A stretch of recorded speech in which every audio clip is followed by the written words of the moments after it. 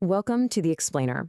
Today, we're going to dig into something that shapes pretty much everything around us, from the apps on our phones to the coffee shop on the corner, the entrepreneur. We often hear that it's the giant corporations or government spending that makes the world go round. But what if the real spark, the actual engine of growth, is something a lot more agile and way closer to home than we think? At its core, entrepreneurship is actually pretty simple. It's about seeing something that's missing, figuring out what could be better, and then having the sheer guts to risk it all to bring that solution into the world.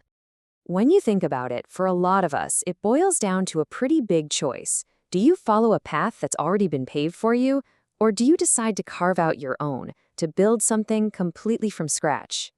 And that choice, it has these massive ripple effects. Entrepreneurs are what you'd call prime movers. They're not just participating in the economy, they're actively creating it.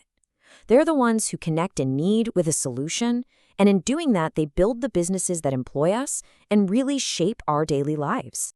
So, what's the secret sauce here? What's that thing that separates a fleeting idea from a business that actually succeeds? Let's go ahead and dissect the anatomy of an entrepreneur, looking at both the process and the person behind it all. You'll find that almost every entrepreneurial journey follows this kind of path. It all starts with one person, the founder, who spots an opportunity that somehow everyone else just missed. But the idea is really just the spark. The real fire comes from execution. It's all about putting together the right people and the right resources to turn that vision into a reality. If you could actually map the DNA of a successful entrepreneur, it might look a little something like this. Of course, there's no single magic formula, but research shows there's a common set of qualities, like initiative and persistence, that consistently give them an edge. Let's zoom in on a few of these. See, it's not just about having a great idea.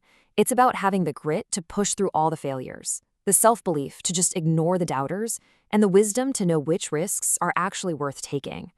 It's a pretty rare and powerful combination. Okay, so let's shift gears from the blueprint to the real world. Because the impact these entrepreneurs have isn't just theoretical. You can see it written in the numbers of our economy. And honestly, it's massive. Let's just use Malaysia as an example. In this one country, there are over 1.1 million businesses, that's right, million, that are classified as micro, small, and medium enterprises. These aren't just little side projects. They are the absolute backbone of the entire national economy.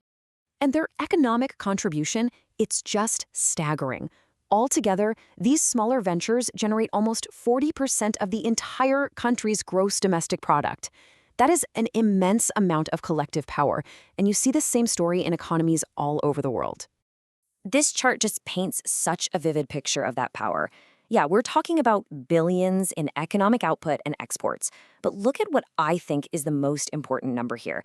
Nearly 8 million jobs. That's 8 million families being supported, all thanks to this engine of small and medium enterprises.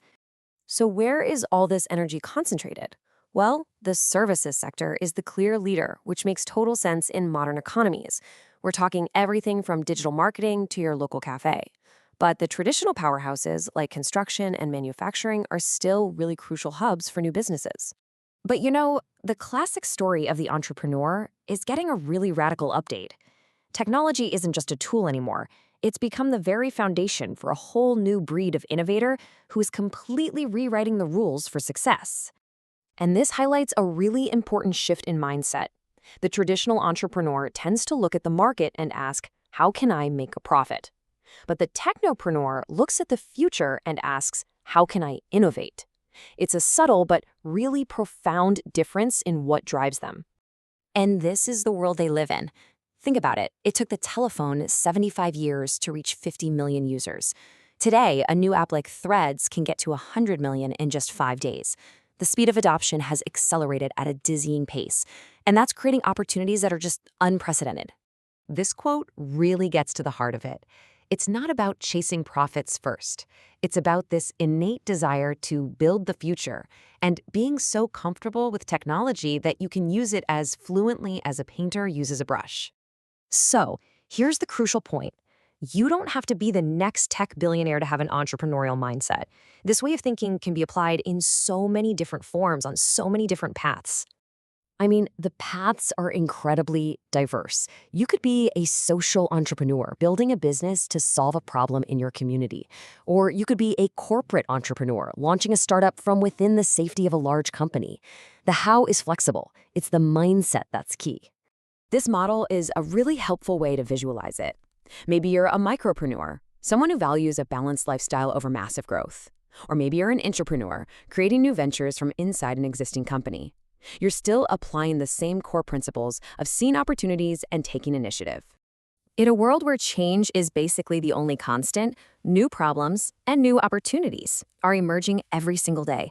And that leaves all of us with a final, powerful question. What problem will you solve?